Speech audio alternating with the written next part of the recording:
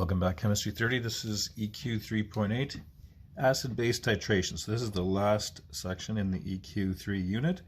So we'll look at writing chemical equations for neutralization reactions, explain how acid-base indicators function chemically using Le Chatelier's principle, interpret pH titration curves for various combinations and strengths of acids and bases by identifying equivalence points, endpoints, and choosing appropriate indicators, and then solve mathematical problems involving data from titration. So it's kind of a bigger section. Let's take a look. So neutralization, first of all. When a solution of an acid and a solution of a base are mixed, a neutralization reaction occurs. The products of the reaction have none of the characteristics of either acids or bases. For example, when hydrochloric acid is mixed with sodium hydroxide, the reaction is this.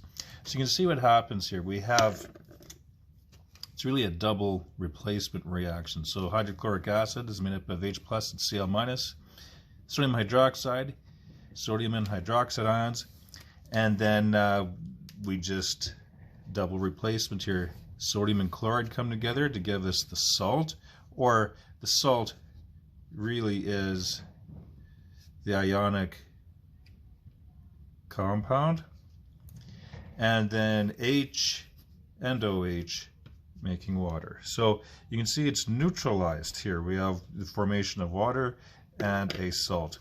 So water and table salt sodium chloride are the products of this particular reaction. By analogy to this reaction, the term salt just simply means ionic compound, as I mentioned. Whose cation comes from the base. So you can see the cation, sodium, came from the base, and the anion came from the acid. So in general, a neutralization reaction between an acid and a metal hydroxide produces water and salt. So let's take a look at an example here. So for the reaction between acetic acid and barium hydroxide, write the balanced chemical equation. Now another way, we can leave acetic acid like this. Another way of writing the formula for that, so it looks like it is an acid,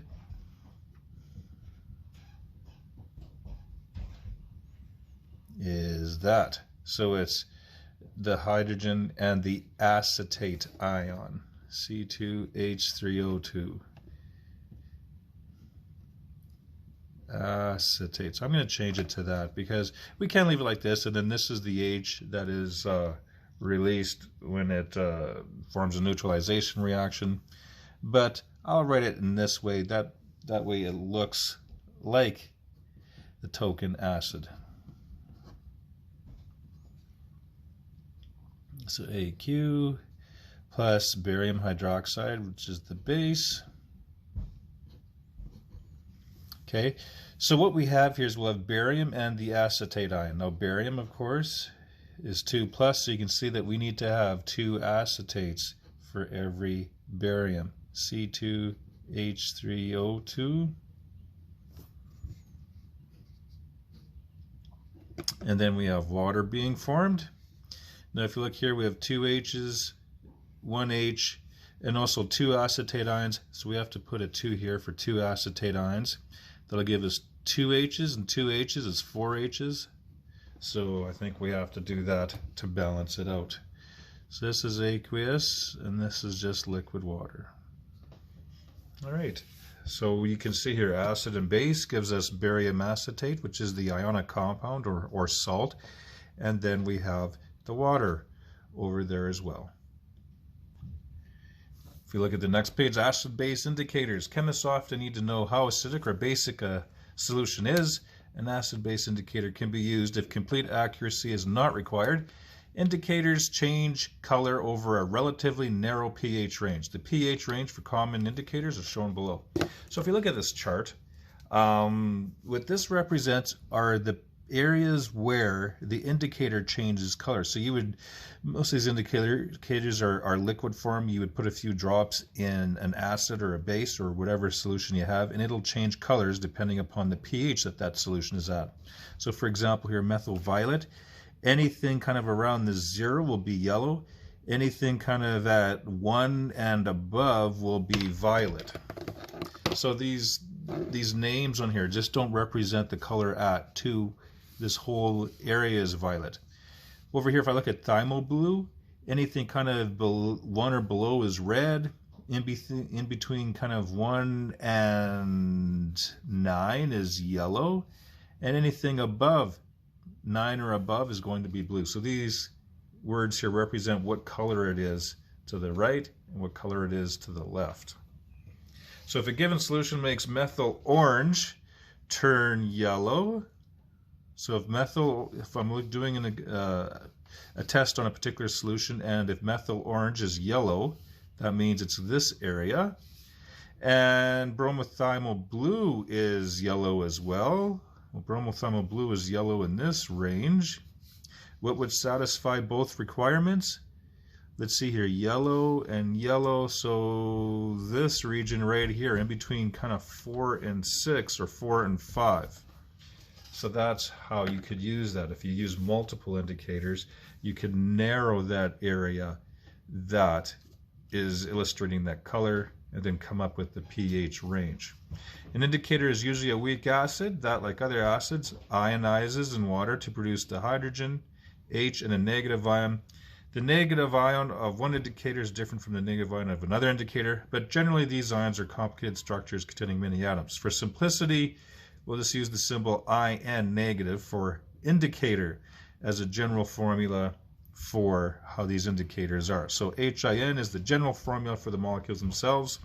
The ionization of an indicator is written as this. So you have your indicator, which is a weak acid itself, and it goes into H plus and IN. And again, this is just generic. We're not using the actual cation for each of these. We could just use generically In negative for the negative part of the indicator. The feature that distinguishes an indicator from other weak acids is that the molecules of the indicator have one color and its anions have another color. So if you look at the next page, this is what that equilibrium reaction looks like. So in this form, your indicator has one color. That's considered the acid color, and we'll see why in a second.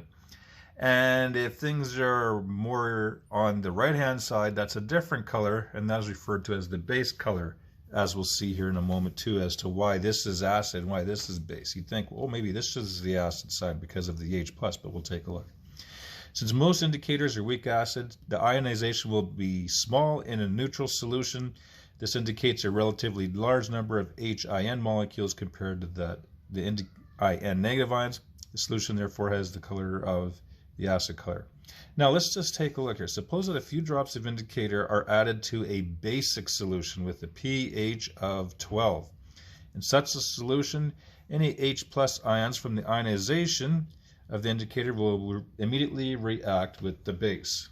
So let's just maybe insert something just over here. So if I have a base solution, okay, a base likely will have a bunch of OH- ions, right? Because a base has more hydroxide ions than an acid solution.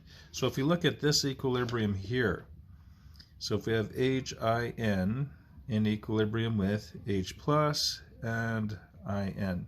So what happens here is that the base will pull away H+ ions from the indicator so that it can make water.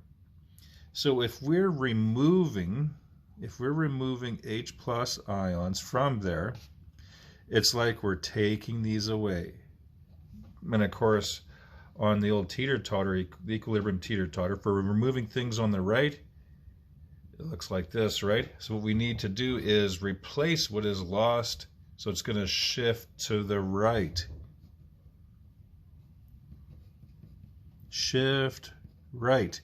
Because if the stress is the base solution is removing H+, the equilibrium is going to try to replace what is lost, and it does that by shifting to the right. So in a base solution, things shift to the right, favoring this side. So that's why this is called the base side. The basic color is going to be shifting to the right, causing the indicator to turn this color, because it's going to attempt to replace all those H+ ions that were removed by the hydroxides of the base. So in a solution in such a solution, any H+ ions from the Ionization indicator will immediately react with the OH from the base to form water. This decrease in H plus ions will cause the equilibrium to shift to the right. If the concentration of H plus ions is kept low by the excess OH ions, the shift in equilibrium will continue until all the HIN is ionized. A basic solution will therefore show the color of the indicator side, the IN minus side, and that is referred to as the base color. Okay, I think we'll stop there because the video is over 10 minutes, and when we come back, we'll talk about, well, how does it work when we're in an acid solution.